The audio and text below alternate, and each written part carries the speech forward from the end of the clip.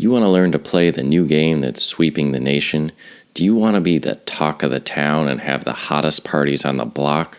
Do you and your dorm mates want to get torn up beyond belief and on your lips in 30 minutes or less? Then, my friends, I have the game for you.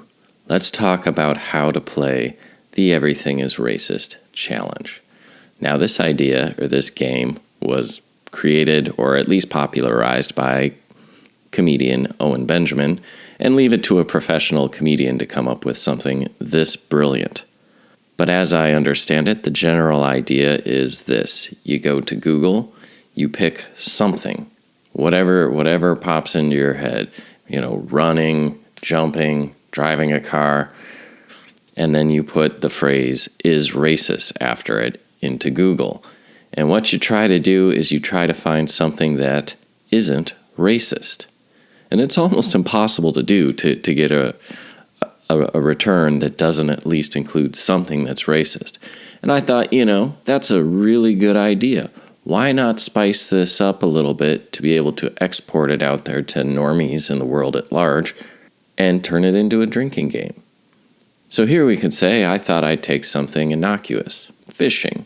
Everyone likes to fish, nice, relaxing weekend there at the lake or down at the river.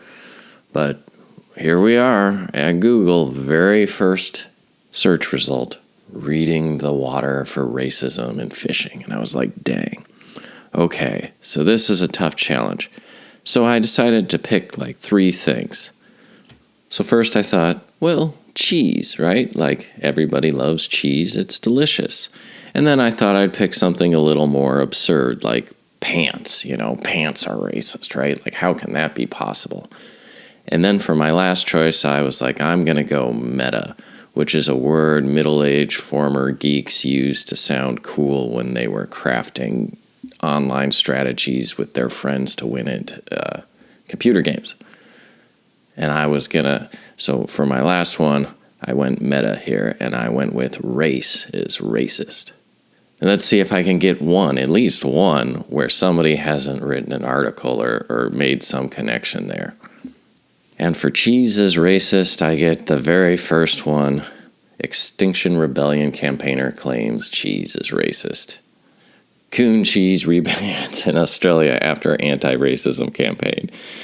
Cheese is racism, something about serving it on Facebook. And the unbearable whiteness of milk. Like, my God. Okay. So cheese is the scourge of society. But maybe there's just some innocuous items here. I thought pants. Pants are racist. It can't possibly be. And yet we have Fortune.com first result. Balenciaga's $1,200 sagging pants called out as racist. The BBC, fashion house and backlash over racist $1,190 sweatpants. And then more on these sagging pants. So, strike 2. But I thought, well, here, let's go with my super meta search result here. I mean, race itself can't be a racist concept, right? I'm a smart boy. Nope. First result, socialsciencespace.com. Race is a racist concept. Well, I'm 0 for 3. Google 3, me 0. But I had one last card to play, one last ace in the hole, because I thought, they're not going to see this one coming. Nobody is going to touch this, and I decided to try chemtrails are racist. And we can see here, episode 2, third search result, conspiracy and racism. And I'm like, you got me. I give up. I can't find anything. And so you can see, kind of to do a little analysis on this technique here, how you make something like this a game so that regular people, maybe more blue-pilled people or just politically disinterested people, can really get into the absurdity of these social justice narratives. And it attacks it at a level at which there is no defense.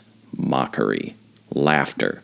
Who wants to be the curmudgeon sitting there in the corner being like, everything is racist, and just out there in the world, out there in the rest of the room, everyone's laughing and having a great time. Well, making fun of this sort of activism that's infested everything to the point of sucking the life out of it. You know, we've seen, if you've been watching, various attempts I've made at logic, showing people in black and white policy that disproves what they believe and actually won't change their mind. They've literally made up their mind a priori. And so there's just a commitment. They're brainwashed. They just will not even consider anything but this dogma, that this doctrine that they have. And so when someone digs in their heels and it's like, look, I'm not changing my mind, no matter what anyone says, no matter the logic, no matter the truth, I don't care. This is the last recourse. This is the only option left, and it's a powerful tool. Really what you end up doing is you end up isolating, you end up excluding. This is a form of exile. Cults need just blind adherence. That's why they love bomb people that first join in. If you first transition, you get love bombed, and then you see a lot of these people later say, well, I regret it. I just did it because of all the thumbs up I was getting online. And now I got to live with these, all sorts of unpleasant things. And so from a higher level, even in the struggle between good and evil, or the struggle between the truth and the lie, you could see truth has certain qualities. And one of those is it can be revealed, and it's like a light going on. There's this aha moment, this epiphany, and it's instantly grasped. And that's where the laughter comes from in jokes. All jokes, all humor have that element of truth in them. And it brings you joy. It brings rooms full of people. They pay all kinds of money to go and watch a comedian stand on stage to bring them joy. Seeing truth brings us joy. Not to get too spiritual on you, but it is Sunday, to be fair. I believe this is by design. A lie requires ever greater levels of input, ever greater levels of force, ever greater levels of compliance in order to continue perpetrating it. The truth just requires one person that's willing to state it out loud. And this is a great way of propagating the truth out there in a way that isn't overbearing, in a way that doesn't just turn people off or shut them down. You make a game out of it. And so try this out. It could work in really any social situation where you're at. Like I said, I could see it at a party in a dorm room, be like, hey guys, let's try out this drinking game. And people will just have the primary experience of being like, oh, this is absurd. I get it. It's an inoculation, a real inoculation against the brainwashing.